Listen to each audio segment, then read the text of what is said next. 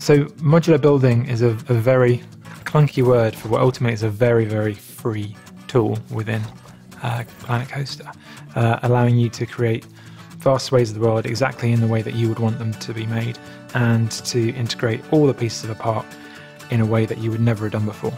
You know, your guests will notice that and they'll appreciate that. So your park will be noticeably different and more successful than one that's just barren and it's just rides and it's just shop shelves. Traditionally, we kind of talk about creators playing this game, or are you a creator? Are you a manager? Are you there's other things? In this, it teases all of those people to actually enjoy using the building tools. You might build your roller coaster first, you might build your scenery first, and you end up with these two separate items. And you look at them and your brain just makes this connection and goes, what if I made them part of the same thing? And then you might move that building, you might copy it, you might take part of it, rip it apart and put it over different parts of that ride, rebuild it in a different way. And every time you look at your ride and reconsider it, you might change something. And you get to continually improve on what you've built in a very sort of piece-by-piece way. That is the big challenge. Any Planet Coaster-like game, those games that deal with lots of systems, all want to build on top of each other, and they're all user-generated content.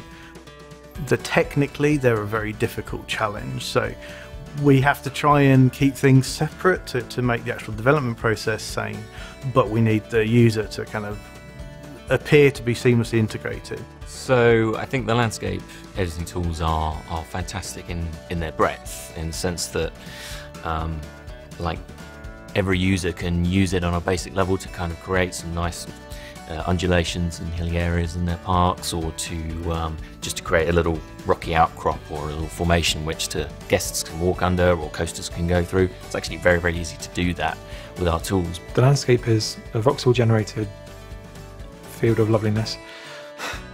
It's technical for you. And each voxel, the voxel scale is a meter, which in our game is actually, that's really quite well detailed, because then when you combine it with the customization that you can add on with the scenery pieces, and the fact that you can kind of build out these really interesting lumps of rock, combinatorially, you can kind of add stuff together to build up big rock forms, and then push that into the landscape. You can sculpt to the scenery, you can effectively adorn it. The landscape system, everything is building on top of it, but we do some really interesting things with landscape systems. So for example, when you put a path on a landscape, then it will conform to the landscape if it thinks that it's reasonable to put a path. So it may not let you put a path up a cliff edge, for example. But when we have that path down, we can then actually use the landscape system to put that path in a tunnel. So as we pull the landscape over, the path will stay where it is, and the volume of the path, i.e. the bit that you would expect the people to walk through, will remain as a hollow, as a tunnel, but the landscape will sort of seamlessly blend over the top of it. So you can create a really amazing kind of structures, but with simple techniques as far as the user is concerned. So one of the beautiful things you can do with a modular building system is the way that you can overlap local grids. So if I build my shop and next to it is some curious, broken, creepy old church, then I can have that thing sitting there on a local grid.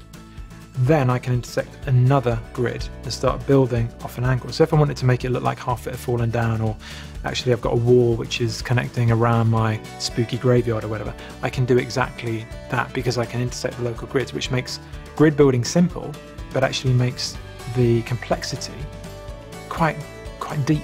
You can build some really beautiful stage spaces which are conforming to a local grid, but actually look quite freeform. So you can really kind of create an artificial area as much as you can create an authentic area, and that's really nice, having that sort of ability to kind of chop up your park into different biomes within biomes and different zones. So you really feel like you're taking your guests into different dimensions and different areas. You can reuse scenery, so if you have two rides and you put a piece of scenery between the two of them, both those rides consider that scenery. So from a game perspective, you saved money by building one scenery item that two rides have used. And if you built a roller coaster, you might go past that scenery on the same roller coaster multiple times. So there's a little more use out of it. And you have these high value items, so anything which is animated or, you've made it out of these bigger, more expensive blocks that have a bigger impact on the guests. And you managed to reuse those a lot, then you saved even more money. You've been creative in how you've approached the simulation. that's something we want to reward.